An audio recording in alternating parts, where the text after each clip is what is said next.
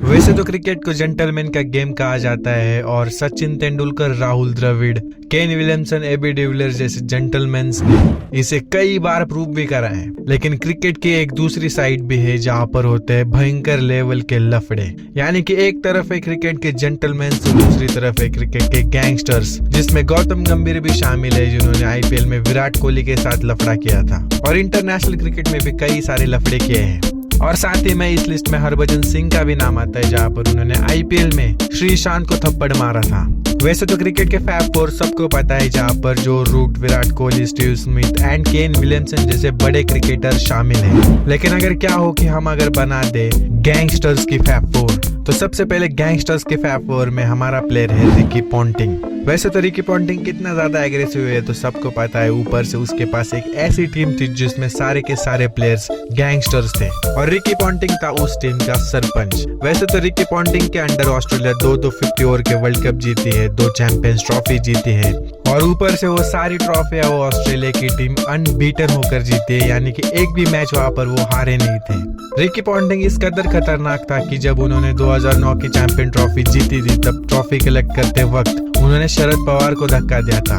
Imagine, Sharad Pawar जो महाराष्ट्र के multiple time CM रह चुके हैं, आप उनको धक्का देते हो और वो भी उन्हीं के देश में आकर। अब गैंगस्टर के फैब फोर में दूसरा नाम आता है विराट कोहली का। अब विराट कोहली के लिए कुछ अलग से कहने की बात नहीं है। आईपीएल के अंदर उन्होंने पोलार्ड के साथ लड़ाई करी है, आईपीएल के ही अंदर उन्होंने गंभीर के साथ लड़ाई करी है, नवीन उल्लक के साथ लड़ाई करी है और एक और उनकी लड़ाई याद आती है जहाँ पर उन्होंने जॉनी बेयरस्टो को लपेट दिया था। अब विराट कोहली का एग्रेसिव होना ना सिर्फ उनके लिए बल्कि पूरे टीम के लिए फायदेमंद था और साथ ही में विराट कोहली ही वो कप्तान है जिनके अंदर टीम इंडिया ऑस्ट्रेलिया में जाकर ऑस्ट्रेलिया को ही धमका देती थी, साउथ अफ्रीका में जाकर साउथ अफ्रीका को ही धमकाया है। और साथ ही में विराट कोहली के एग्रेशन के बदौलत, यानी कि विराट कोहली के बदौलत टीम इंडिया टेस्ट क्रिकेट में सालों तक नंबर 1 रही है। अब देखते हैं कि इस गैंगस्टर के फैब फोर का तीसरा गैंगस्टर कौन है और वो है Ben Stokes, 6 foot 2 inch height. ऐसा लगता है कि खेलता कम है, धमकाता ज्यादा है। एक मैच याद आता है कि बेन स्टोक्स ने मार्नस लागुसेन की गर्दन पकड़ ली थी एंड बेचारे की इतनी ज्यादा फट गई थी कि अगले ही बॉल पर आउट हो गया।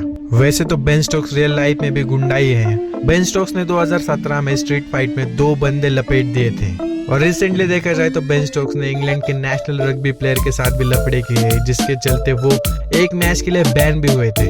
अब इस लिस्ट में चौथा और आखिरी गैंगस्टर है एंड्रू फ्लिंटॉफ। आपकी टीम अगर जीतती है और फिर आप जर्सी उतारकर सेलिब्रेशन करते हो तो ये समझ में आता है, लेकिन अगर आपकी टीम सिर्फ टाई करे और फिर भी आप जर्सी उतारकर सेलिब्रेशन करते हो तो फिर वो क्या है।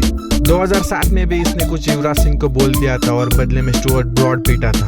अगर कोई रिकी पॉन्टिंग के तरह दूसरे देश के पॉलिटिशियन के साथ पंगे लेता है तो एक वक्त के लिए समझ भी सकते हैं कि उसके बाद आप क्या ही करने जाओगे उस कंट्री में। लेकिन ये एंड्रू फ्लिंटॉफ कुछ उल्टे ही खोपड़ी का प्लेयर था। दरअसल 2004-5 के एशेज सीरीज इंग्लैंड जीत गई और इंग्लैंड के प्राइम मिनिस्टर ने पूरी टीम को मिलने बुलाया और इसने पता ही क्या प्राइम मिनिस्टर के ही चेयर पर बैठकर सिगरेट पी रहा था। इतना ही नहीं, क्रिकेट छोड़ने के बाद इसने बॉक्सिंग ज्वाइन कर ली और बॉक्सिंग में भी ये बदमाशी ही करता था।